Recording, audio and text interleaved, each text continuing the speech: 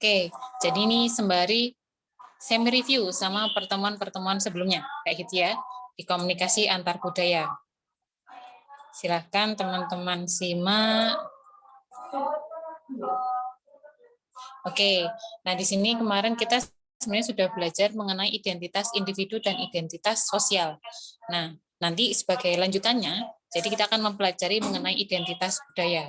Jadi ini adalah yang paling dasar, kemudian kelanjutannya, dan ini adalah sesuatu yang lebih kompleks atau lebih luas, seperti itu. Jadi ini saya jadikan satu halaman. Nah, ini akan saya bedah satu persatu kembali. Jadi untuk yang ini akan kita ulas kembali, baru kita akan mempelajari identitas budaya. Oke. Nah, ini ya. Jadi kemarin lebih banyak gambar. Saya buat lebih banyak gambar dan perumpamaan. Sekarang saya buat versi teksnya lebih banyak. Ini ya. Jadi apa itu identitas? Identitas adalah definisi diri seseorang sebagai individu yang berbeda dan terpisah, termasuk perilaku, kepercayaan, dan sikap. Itu adalah maknanya dari Gardner dan Kosminski. Kalau selanjutnya ini dari Ting Tome. Jadi Ting Tome itu juga salah satu referensi kita mengenai komunikasi antar budaya, konsep diri yang merefleksikan atau gambaran diri bahwa kita berasal dari keluarga, gender, budaya, etnis, dan proses sosialisasi individu. Kayak gitu. Oke, ini lebih ke sekilas saja ya. Nah, ini identitas individu. Kemarin kita gambarkan sebagai bayi ya. Maksudnya saya harapannya langsung ke analogi gambar bayi agar itu melekat ke teman-teman bahwa identitas individu itu didapatkan dari proses sosialisasi dalam tahapan kehidupan manusia. Ketika dia sudah tumbuh. Nah, keluarga yang pertama kali memberikan identitas pada individu seperti suku, agama, kebangsaan, dan identitas lainnya. Jadi ketika lahir ya, yang melekatkan pada dirinya itu adalah keluarganya. Seperti itu. Kemarin ketika si bayi lahir ya, dia mengenai ras, kemudian identitas yang melekat dari lahir gitu ya, itu adalah peran keluarganya. Dan itu disebut sebagai identitas individu dan tidak bisa dirubah. Oke. Nah, ini adalah keluarga. Apa itu keluarga? Jadi saya ingin menambahkan pemahaman mengenai prinsip keluarga, karena kemarin saya tidak memberikan secara komprehensif konsep mengenai keluarga. Tapi saya ingin teman-teman yang membaca untuk saya minta tolong dibacakan gitu ya, Mas Randi, boleh minta tolong dibacakan mengenai poin keluarga ya. Oke, baik. Apakah suara saya terdengar, Bu? Ya, terdengar. Oke. Boleh. Keluarga ya. Poin pertama yaitu keluarga inti. Keluarga dua generasi, yaitu ayah, ibu, dan anak. Nah, untuk yang poin kedua yaitu keluarga besar adalah beberapa unit keluarga inti yang berkumpul dalam suatu wilayah domestik yang lebih besar. Lalu poin ketiga, sekelompok orang yang terikat oleh darah, perkawinan, atau adopsi. Yang keempat, jaringan orang-orang yang berbagi kehidupan mereka dalam jangka waktu yang lama, yang terikat oleh perkawinan, darah, atau komitmen, legal atau tidak, yang menganggap diri mereka sebagai keluarga dan yang berbagi pengharapan-harapan masa depan mengenai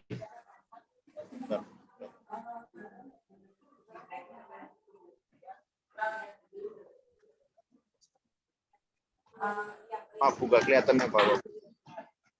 Oke, mengenai hubungan yang berkaitan. Lalu poin yang terakhir, keluarga merupakan unit paling dasar dari pemerintahan. Sebagai komunitas pertama di mana setiap orang berhubungan dan otoritas pertama di mana seseorang belajar untuk hidup, keluarga membentuk nilai paling dasar. Oke. Oke, terima kasih Mas Randi. Ya, Bu, sama-sama. Nah, jadi keluarga ya. Jadi sebenarnya kan kita semua, alhamdulillah kita semua punya keluarga gitu kan. Nah, keluarga itu adalah unit terkecil dalam entitas pemerintahan kayak gitu. Ini ya bisa dilihat ini dia terikat oleh darah, perkawinan atau adopsi. Meskipun kita bukan anak kandung, tetapi misalnya diadopsi secara sah, ya maka kita masuk dalam keluarga kayak gitu. Lalu ini yang terikat oleh perkawinan, darah atau komitmen, legal atau tidak. Legal atau tidak itu misalnya seperti kasusnya yang heboh itu ya, Leslar itu Lesti Bilar ya, itu kan dia terkait pernikahan siri ataupun legal dan lain sebagainya. Meskipun pernikahan siri pun itu diakui sebagai entitas keluarga kayak gitu. Nah ini saya kira ini adalah sesuatu yang tentu teman-teman sudah paham gitu, tetapi mengenai detail definisinya, nah itu seperti ini bahwa keluarga ini terdiri dari ayah, ibu dan anak. Ini dalam keluarga inti di Indonesia ya. Jadi ada ayah, ibu dan anak, bukan ayah dan anak, ibu dan anak itu beda lagi ya. Itu mungkin beda negara seperti itu. Oke, lalu di sini sudah jelas. Oke, next. Nah, ini adalah identitas sosial. Nah, di sini identitas sosial kemarin saya kenalkan kepada teman-teman bahwa identitas sosial itu adalah sesuatu yang bisa kita rubah ketika tadi ya identitas individu, kemudian kita melekat pada keluarga di mana kita dilahirkan, ras, suku, agama, identitas yang melekat tanpa kita bisa memilih, gitu ya, itu identitas individu. Lalu ketika misalnya Mas Randi tumbuh besar, kemudian Mas Fuad tumbuh besar, kita bertemu dengan banyak orang, maka muncul pilihan-pilihan, muncul proses proses berpikir, kemudian evaluasi dan lain sebagainya yang mana kita bisa mengkonstruksi itu. Oke, nah di sini saya saya tidak akan membaca sendiri, saya ingin dibantu baca oleh teman yang lain. Sama siapa ya? Mas Ezra, boleh minta tolong dibacakan? Baik, Bu. Identitas sosial adalah definisi seseorang tentang siapa dirinya, termasuk di dalamnya atribut pribadi dan atribut yang dibaginya bersama dengan orang lain, seperti gender dan ras. Baron dan Birna. Social identity atau identitas sosial adalah bagian dari konsep diri seseorang yang berasal dari pengetahuan mereka tentang keanggotaan dalam suatu kelompok sosial bersamaan dengan signifikansi, nilai, dan emosional dari keanggotaan tersebut. Social identity berkaitan dengan keterlibatan, rasa peduli, dan juga rasa bangga dari keanggotaan dalam suatu kelompok tertentu oleh Tatchfeld tahun 1982. Oke, terima kasih Mas Ezra. Nah, jadi di sini, ya, makasih sudah dibacakan. Nah ini, jadi ada dua teori ya. Jadi kenapa ada Baron sama siapa ini ya? Birney dan Tatchfeld. Nah, di sini ada dua yang sebenarnya kalau teman-teman sadari itu berbeda. Mereka prinsip memaknai teori identitas itu sosial itu berbeda. Yang pertama ini adalah dia memaknai gender dan ras itu termasuk dalam identitas sosial. Nah, maka berarti bagi Baron dan Byrne identitas sosial itu juga sesuatu yang bisa jadi tidak bisa kita rubah. Ini gender dan ras. Lalu ini yang dibawahnya adalah Tatchfeld, dia bilang bahwa terkait dengan signifikansi nilai dan emosional. Jadi berasal dari pengetahuan mereka tentang keanggotaan dalam suatu kelompok sosial. Maka itu adalah sesuatu yang dikonstruksi seperti itu. Maka dalam lingkup pengetahuan budaya, komunikasi antar budaya, pemaknaan dari teori identitas sosial itu ada berbeda-beda kayak gitu. Ada yang memaknai bahwa itu sesuatu yang seperti gender dan ras itu sesuatu yang bisa jadi tidak bisa dirubah, tetapi bagi Tatchfeld itu sesuatu yang bisa dirubah berdasarkan pada pengetahuan yang kita anut. Seperti itu. Jadi itu adalah dinamika pengetahuan ya, mengenai kebudayaan. Seperti itu. Nah, tapi secara umum, secara lebih luas, identitas sosial adalah sesuatu yang melekat pada kita dan kemudian bisa kita bentuk. Kayak gitu. Oke. Ini kita akan banyak mempelajari teks berbeda dengan sebelum-sebelumnya ya. Film-film yang kemarin ini akan sedikit banyak teks karena kita akan menjelang UTS. Jadi ingin review untuk teman-teman. Oke. Nah, sekarang kita akan masuk ke identitas budaya. Nah, apa itu identitas budaya? Nah, ini dari Lustig dan Koster bahwa adalah rasa kepemilikan seseorang terhadap budaya atau kelompok etnik tertentu. Lalu selanjutnya, identitas budaya dapat dilihat sebagai keanggotaan dalam suatu kelompok di mana semua orang menggunakan simbol yang sama. Maka simpel ketika teman-teman berada di keluarga teman-teman, misalnya dari keluarga Batak, gitu ya, kalian akan berkumpul pada suatu perayaan tertentu dan bertemu dengan saudara-saudara bersama dari orang Batak, gitu ya, dengan bahasa, selera makanan, kebudayaan dan lain sebagainya. Kemudian misalnya dari teman-temannya Madura ketika bertemu dengan keluarganya, misalnya kalian pulang kampung gitu kan, setelah lama merantau di Surabaya kembali ke Madura, ya tentu akan bertemu dengan keluarga Madura, mengikuti pengajian khas misalnya di wilayahnya bersama keluarganya. Nah, itu adalah identitas budaya yang kemudian melekat pada teman-teman. Seperti itu. Nah, identitas itu sendiri itu bisa bermacam-macam bentuknya identitas budaya. Ini ada identitas rasial, kemudian identitas etnik, identitas gender, identitas nasional, identitas regional, identitas organisasi. Jadi organisasi itu sesuatu yang perkumpulan yang lebih formal ya, bukan perkumpulan yang berdasarkan keturunan. Lalu ada identitas pribadi seperti itu. Ini saya kira lebih kepada pengetahuan ya teman-teman, jangan tidak perlu harus dihafalkan. Ini lebih pada pengetahuan bahwa setiap entitas itu dia memiliki identitas seperti itu ya. Rasial, etnik, gender, nasional, regional, organisasi, dan pribadi. Seperti itu. Oke. Ini suara saya apakah tercampur dengan suara lain? Enggak ya? Masih aman. Oke. Cukup jelas, Bu. Oke, terima kasih. Nah, ini teman-teman. Kemarin semoga masih ingat, saya kan masih ingat ya, karena ini satu pertemuan hanya 4 poin. Yang pertama adalah stereotip, prejudice, rasisme, dan etnosentrisme. Kemarin saya sudah menjelaskan ini kepada teman-teman, kita sudah belajar. Nah, ada yang ingin saya tambahkan mengenai etnosentrisme. Kemarin sempat saya bilang bahwa etnosentrisme itu merasa bahwa kelompoknya lebih baik daripada yang lain, seperti itu. Nah, setelah saya pelajari kembali, gitu, bahwa memang ada 3 tingkatan. Jadi ada etnosentrisme positif, yang mana dia merasa bangga akan budayanya. Jadi bahwa merasa budayanya itu sesuatu yang layak dilestarikan, layak dibanggakan, dan dia tidak malu atas budayanya. Itu adalah etnosentrisme positif. Lalu selanjutnya adalah istilah negatif, etnosentrisme negatif, yang mana budaya lain diukur berdasarkan standar budaya Anda. Jadi kalian comparing, saya comparing, dibandingkan budaya itu, budaya saya lebih baik, kelompok budaya saya lebih baik. Nah, comparing itu kan tidak kemudian baik ya, karena dalam persoal budaya kita tidak berbicara apakah ini benar ataukah tidak, seperti itu. Nah, lalu ada yang tingkatan sangat negatif ketika merasa budaya lain itu buruk. Jadi lebih ke judgmental ya. Jadi penghakiman bahwa budaya kalian itu tidak lebih baik daripada budayaku. Itu sangat negatif. Seperti itu. Jadi ini adalah tambahan mengenai konsep etnosentrisme. Jadi etnosentrisme boleh kita lakukan ketika pada tataran positif ya. Jadi kita merasa bangga. Misalnya Mbak Denisa misalnya ingin S2 nih ke Norwegia gitu ya. Saya sukanya Scandinavian country ya, jadi saya selalu bilang kalau nggak Norwegia, Swedia. Misalnya Mbak Denisa mau S2 ke Norwegia. Nah, Mbak Denisa membawa identitas budaya bahwa saya dari Indonesia, dan saya bangga ketika Mbak Denisa bertemu dengan teman-teman dari multi budaya di sana.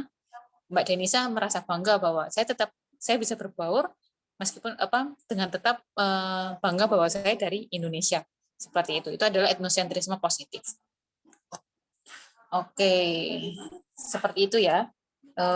Selanjutnya,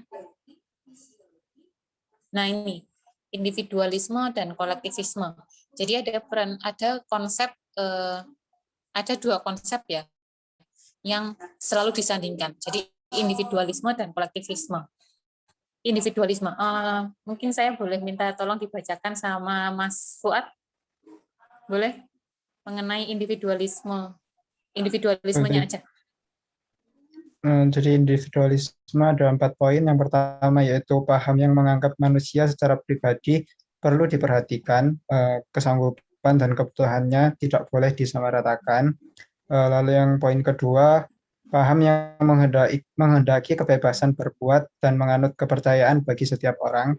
Lalu yang ketiga, paham yang mementingkan hak perseorangan di samping kepentingan masyarakat atau negara. Dan yang terakhir, paham yang menganggap diri sendiri atau kepribadian lebih penting daripada orang lain. Oke, terima kasih Mas Fuad. Lalu selanjutnya untuk yang kolektivisme, saya boleh minta dibacakan Mbak Herda. Boleh, Bu. Selanjutnya, kolektivisme yaitu ajaran atau paham yang tidak menghendaki adanya hak milik perseorangan, baik atas modal, tanah, maupun alat produksi. Semua harus dijadikan milik bersama kecuali barang konsumsi. Oke. Terima kasih Mbak Herda. Jadi di sini ada dua prinsip ya. Yang pertama adalah individualisme dan yang kedua adalah kolektivisme. Nah, individualisme jadi dia adalah paham individu, simple ya. Lalu kolektivisme adalah paham kolektif. Kolektif itu bersama. Nah, contoh sederhananya adalah mengenai individualisme, di mana sebuah negara itu mengutamakan hak-hak individu, hak-hak pribadinya harus terpenuhi begitu ya. Jadi ketika setiap individu memahami hak publiknya dan dia memperjuangkan haknya masing-masing. Jadi kalau teman-teman lihat misalnya di Amerika, negara-negara maju itu mereka memahami dan sangat individu. Jadi di Jepang, Jepang itu kan dia negaranya sangat individu, di mana mereka kalau kita berpapasan misalnya di jalan, kemudian berpapasan, mereka akan mengurus dirinya masing-masing. Dalam artian mereka sibuk membaca, mereka sibuk menggunakan headset. Pada intinya mereka akan pada dirinya sendiri. Itu secara sederhana seperti itu. Beda halnya dengan misalnya dengan orang Indonesia yang memang cenderung kolektivisme, gitu ya. Mungkin kalau teman-teman misalnya, kalau kalian juga pernah melakukan ya, zaman dulu, zaman ketika pandemi belum ada ya, ketika semua harus saling jaga jarak dan lain sebagainya.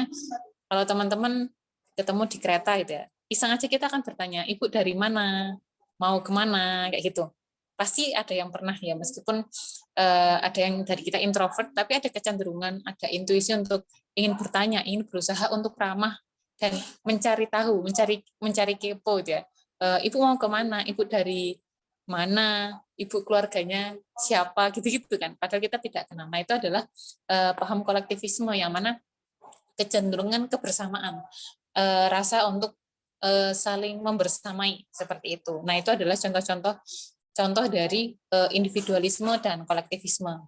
Nah, jadi memang masing-masing itu memiliki kelebihan dan kekurangan. Individualisme maka cenderung kekurangannya ya dia kebersamaannya tidak sebanyak kolektivisme, tapi kelebihannya adalah setiap dari mereka memahami hak publiknya. Berbeda halnya dengan kolektivisme, mereka akan cenderung harus bersama-sama, gitu ya. Harus bersama, bicara nih harus bersama kayak gitu. Nah, itu adalah prinsip kolektivisme. Tetapi tentu sekarang terus berubah ya, ada modernisme di mana orang-orang mulai belajar untuk menghargai hak privasi satu sama lain seperti itu. Oke, itu adalah prinsip individualisme dan kolektivisme. Oke. Nah, sebenarnya bisa jadi ya kalau di konsep kekinian ya. Jadi masyarakat kekinian itu seperti netizen. Jadi kalau teman-teman bisa pahami karakter netizen setiap negara itu berbeda-beda. Dan itu akan memunculkan karakter apakah cenderung pada individualisme ataukah kolektivisme. Misalnya kalau di kita ini kan kecenderungan misalnya kita senang mengomentari, netizen itu mengomentari misalnya ada public figure yang dirasa tidak sesuai dengan value yang dianut oleh netizen. Yang mana netizen itu value-nya sangat bermacam-macam. Nah, teman-teman juga pasti pernah melihat ya, dulu misalnya, ini sempat jadi obrolan di kelas komunikasi antar budaya lain ya, ada kasus Agnes Monica, dia mengkepang rambutnya. Kalau teman-teman ada yang tahu, ada yang pernah tahu kasusnya Agnes Monica dikritik karena dia mengepang rambutnya. Nah, nanti kalian cari ya. Dia dikepang, kan dia sekarang udah international singer ya di Amerika, dia dikritik oleh netizen Indonesia karena dianggap kok pakai mengepang ikut dari budayanya Afro-Amerika gitu. Nah, akhirnya Agnes Monica melakukan klarifikasi, oh bukan, ini adalah kepang ala Papua. Justru ini saya membudayakan, melestarikan kebudayaan dari budaya Papua kayak gitu. Nah, sebenarnya niatan dari netizen itu bagus untuk Agnes, kamu kan public figure ya, harusnya lestarikan budaya, itu bagus, titik itu tuh bagus. Tetapi di poin ketika netizen berusaha untuk mengatur public figure, itu adalah konsep kolektivisme ya, di mana ya urusan Anda menjadi urusan saya, kayak gitu. Jadi kebersamaan untuk memiliki, saya merasa bahwa Agnes Monica itu bagian dari keluarga saya, bagian dari komunitas saya, seperti itu, kepemilikan kayak gitu ya. Kayak gitu. Nanti kalau kita udah ngomong netizen, kita akan ngomong parasosial dan lain sebagainya. Wah, itu akan panjang lagi seperti itu. Tapi itu adalah contoh mengenai kolektivisme. Oke, seperti itu. Lalu selanjutnya, nah di sini adalah bahasa. Jadi jelas ya, ketika kita interaksi dalam berbagai budaya, bahasa itu menjadi penting. Apa itu bahasa? Oke, saya mau baca Mas Pedro. Sebenarnya udah masuk ya tadi, Mas Pedro. Halo, Mas Pedro. Ya, Bu. Adakah Mas Pedro? Ya, Bu. Kedengaran kan, Bu? Oke. Boleh minta tolong dibaca mengenai bahasa? Mohon maaf sebelumnya, Bu, nggak bisa on cam karena sinyal saya susah gitu. Ya, oke. Jadi poin selanjutnya itu bahasa. Bahasa merupakan sejumlah simbol atau tanda yang disetujui untuk digunakan oleh sekelompok orang untuk menghasilkan arti. Poin kedua, ada aturan bahasa yang dibuat masing-masing kelompok. Poin ketiga, bahasa menghubungkan antara simbol yang dipilih dan arti yang disepakati kadang-kadang berubah. Oke. Kayak agak putus-putus. Sebentar.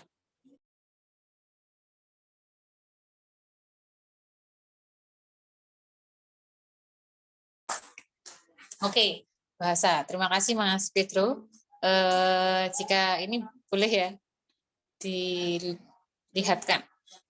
Oke, tadi Mas Pedro sudah bilang bahwa bahasa merupakan sejumlah simbol atau tanda yang disetujui untuk digunakan oleh sekelompok orang untuk menghasilkan arti. Yang pada intinya adalah ketika teman-teman bisa menggunakan bahasa dengan baik, kalian bisa berkomunikasi kayak gitu. Nah, kalau teman-teman bertemu dengan sesama yang bisa bahasa Indonesia, itu menjadi mudah. Lain cerita ketika kalian bertemu dengan orang yang bahasanya berbeda, teman-teman tidak paham. Nah, di situ kita akan mulai kerasa bahwa ternyata bahasa itu penting. Bahasa itu menjadi penyambung antara penyambung informasi kayak gitu ya. Nah, bahasa itu kan ada macam-macam. Ingin saya tanyakan di sini. Nah, sekarang saya ingin tanya, bahasa boleh dicat ya, boleh dicat, dan saya tidak akan menyuruh teman-teman untuk mencontohkan berbahasanya. Tapi saya ingin melihat teman-teman boleh chat bahasa apa sih yang sedang kalian pelajari sekarang. Saya mulai dari saya ya. Mana ya chatnya? Oke. Saya sedang belajar bahasa Arab dan bahasa Jepang. Oke. Silakan teman-teman, saya ingin tahu kalian apa sih yang sedang kalian pelajari sekarang? Boleh tahu? Saya nggak akan nyuruh kalian untuk mencontohkan bahasanya. Bahasa Jawa, Mandarin, oke. Perancis, Korea, Jerman, oke. Inggris, Jerman, Jepang, nice. Belanda, Inggris, Thailand, nice. Jawa, oke. Madura,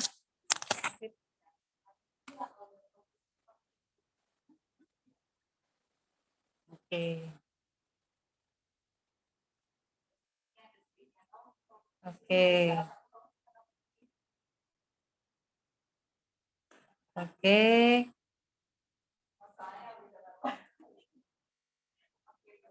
Oke, sip. Ya, terima kasih teman-teman sudah ini ya, mau membalas di chat grup. Nah, kenapa saya ingin bertanya di situ? Karena harapannya kita harus semangat ya untuk menambah kemampuan bahasa kita.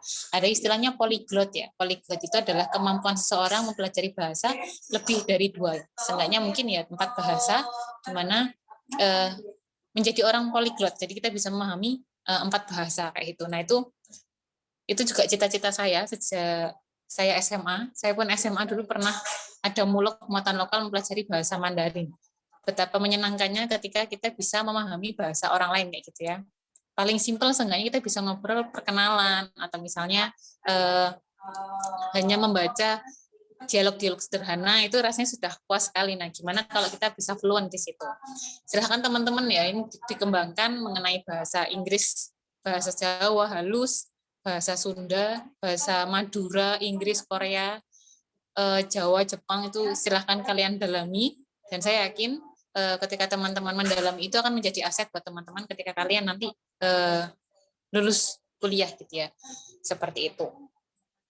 Oke, ini nanti ada bahasa yang ingin kalian pelajari. Jadi misalnya buatlah target ya. Jadi oke, setelah saya bisa mempelajari bahasa Inggris, saya ngambil IELTS, hasilnya misalnya 7 atau 8, saya akan mengambil bahasa Jerman dengan kualifikasi tertentu gitu ya. Misalnya kalau Jerman itu apa ya? Saya lupa. Kalau bahasa Korea itu kan ada topik ya, ada topik. Kemudian kalau bahasa Arab ada ILA namanya ya, language Arabic, dan lain sebagainya gitu. Silakan teman-teman perluas ya, buka mata, buka telinga, kemampuan mengenai pembelajaran bahasa. Seperti itu.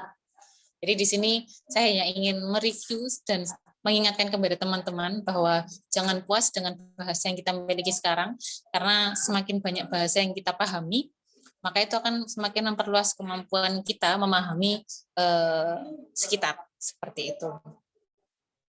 Jadi kalau teman-teman lihat Netflix atau misalnya nonton film, sebisa mungkin tanpa subtitle gitu ya.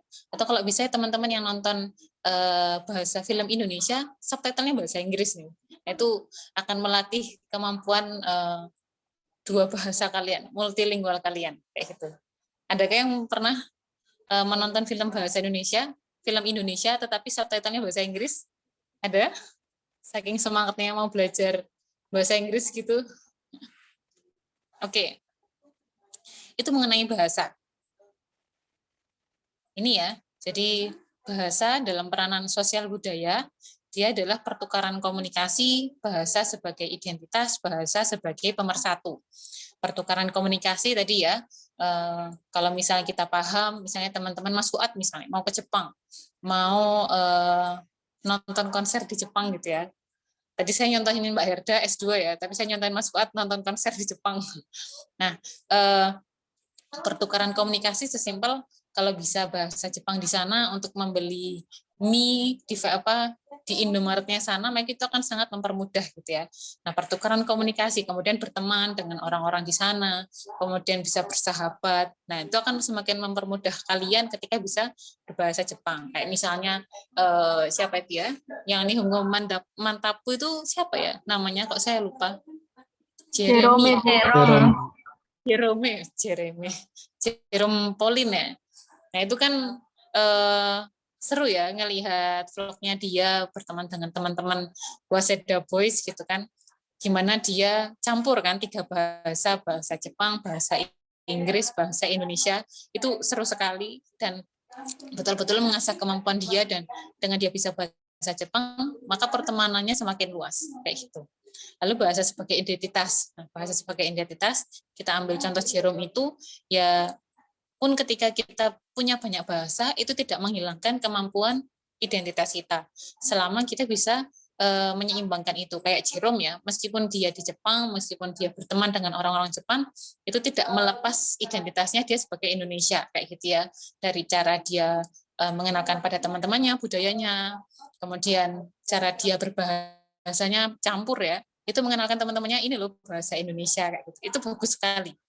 Itu sangat komunikasi antar budaya ya, Jerome itu. Bagus. Oke, lalu bahasa sebagai pemersatu. Nah, bahasa sebagai pemersatu, kalau dulu ya, zaman dahulu ketika kita beda negara, kecenderungan karena misalnya tidak bisa bahasanya, maka kita tidak bisa bersatu. Misal seperti pada masa misalnya mungkin penjajahan dulu gitu ya, bahasa Belanda dan bahasa Indonesia. Bisa jadi misalnya waktu itu orang pribumi kesulitan berbahasa. Seandainya kemudahan. Jadi itu kan karena kita diberi akses belajar itu kan minim ya. Karena seandainya orang pribumi itu bisa memahami bahasa Belanda, bahasa-bahasa para penjajah saat itu, maka bisa jadi persatuan itu bisa jadi akan terjadi ya kayak gitu. Pengetahuan akan bahasa itu meningkatkan rasa persatuan karena kita bisa memahami kenapa sih kok kamu menjajah kita gitu. Mungkin akan berbeda cerita ya ketika semua rakyat Indonesia bisa saling mempelajari bahasa penjajahnya dan penjajahnya bisa memahami bahasa Indonesia kayak gitu. Jadi tidak tebak-tebakan. Maka itu bisa jadi akan mempersatu. Mungkin seperti itu ya, bahasa sebagai pemersatu. Dan pun sekarang kalau teman-teman Kak lihat ya, Jerome itu ya Jepang itu kan dulu mungkin punya kisah yang berbeda. Sekarang bagaimana kemudian orang Jepang dan orang Indonesia bisa menjadi sahabat. Itu luar biasa. Itu betul-betul luar biasa ya. Kalau teman-teman tonton filmnya Naga Bonar, gimana Deddy Mizwar menceritakan bahwa kita tuh dulu dijajah loh sama mereka kayak gitu. Itu bagus. Teman-teman boleh itu nonton Naga Bonar mengenai penjajahan pada zaman dulu, kemudian dikontekskan dengan masa sekarang. Itu bagus sekali. Tapi tidak saya masukkan di materi. Oke, itu bahasa. Nah, ini sekarang saya sudah masuk di contoh film ya, seperti biasa. Teman-teman boleh dilihat. Ini bahasa dalam interaksi komunikasi. Dan seperti biasa, saya memunculkan film yang agak lama, jadi film tahun 1980 dan film yang muncul pada tahun 1980 sampai 94. Namanya series The Gods Must Be Crazy. Ada yang pernah nonton? Ayo, ada yang pernah nonton nggak film ini? Belum? Pernah, Bu. Oh ya, ada yang pernah? Dulu sempat nonton di TV. Oh oke, ya dia sering sempat muncul di TV. Mas Al pernah nonton ya? Berarti si siapa? Si Hao. Si ini lari-lari di gurun. Pernah lihat ya berarti Mas Fuad ya? Oke. Pernah, Ibu. Pernah ya? Oke. Ada lagi selain Mas Fuad yang pernah menonton The Gods Must Be Crazy? Pernah, Bu. Udah pernah ya? Pernah, Bu. Oke. Tapi belum sempat selesai. Ya. Oke. Keingetnya Karena yang memang di tanki itu, Bu. kenapa? Yang inget cuma yang anak kecil main di tangki air itu, Bu. Oh iya. Ya itu yang dia setengah telanjang gitu ya, lucu lari-lari. Dia cari air minum, kemudian ada yang dikejar Hena, itu lucu-lucu banget. Oke, buat teman-teman yang belum pernah menonton, agar tidak roaming, saya ingin menceritakan sedikit, selebihnya silahkan cari ya.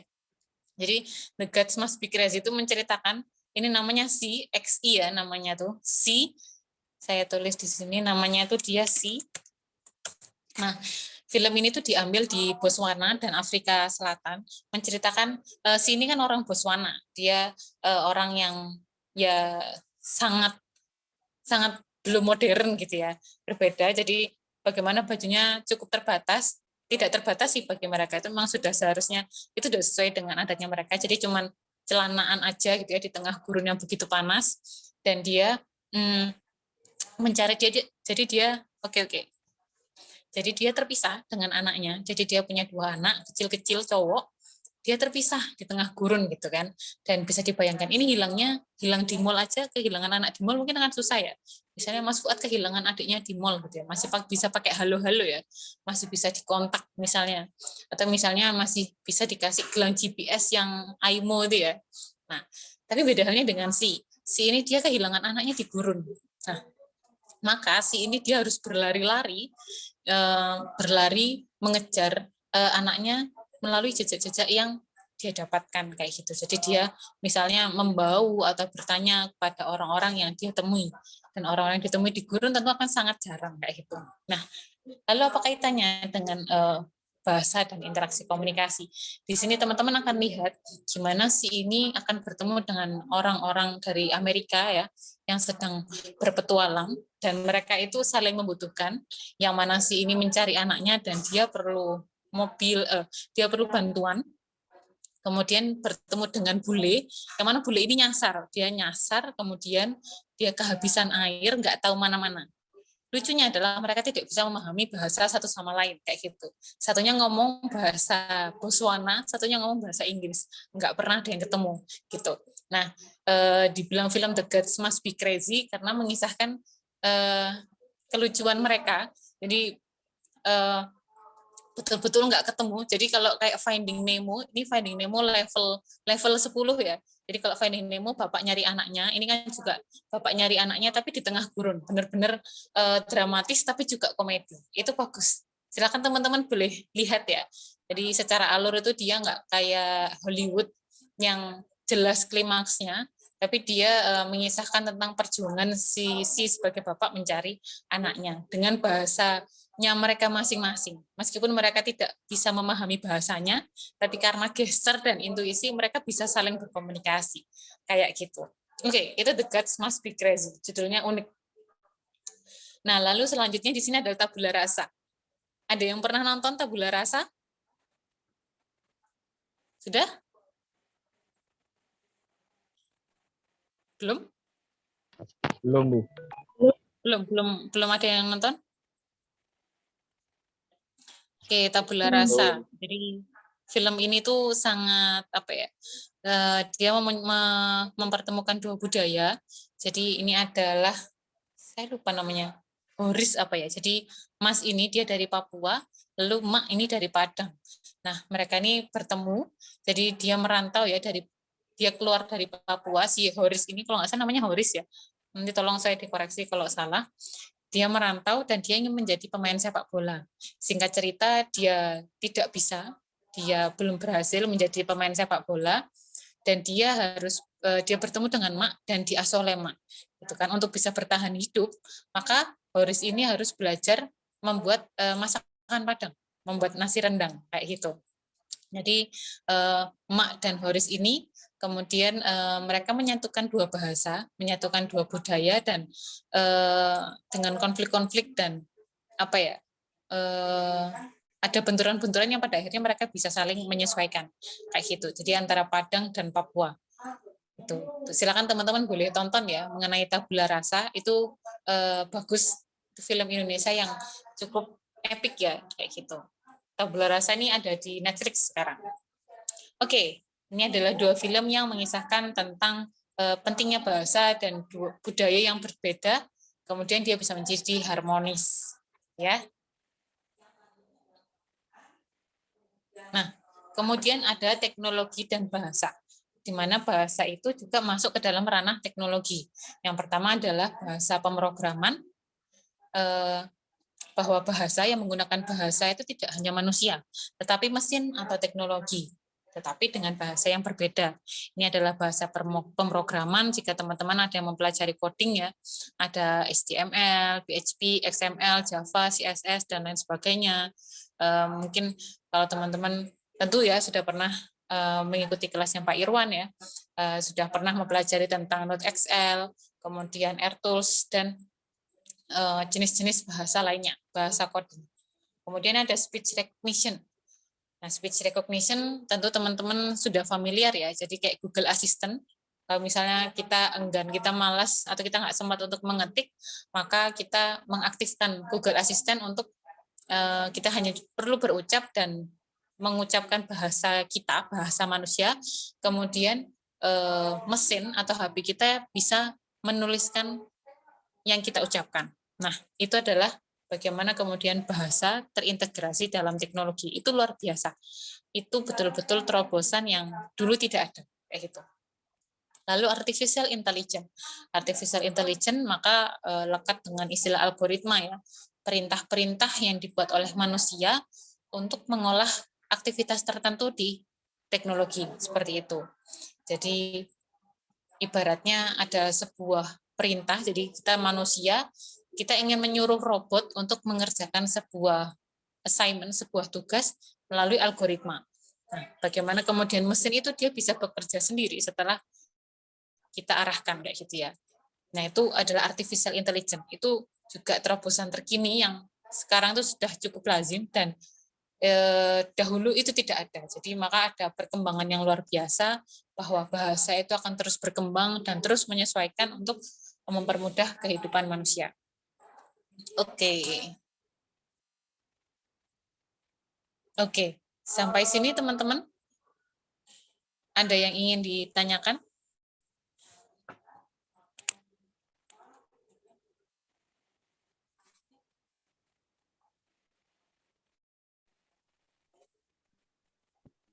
Apa sudah cukup jelas?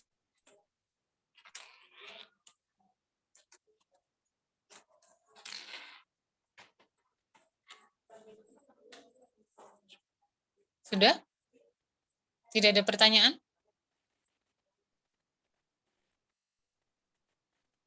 Permisi, Bu, saya mau bertanya. Oke, baik. Saya recordnya saya tutup dahulu sebentar.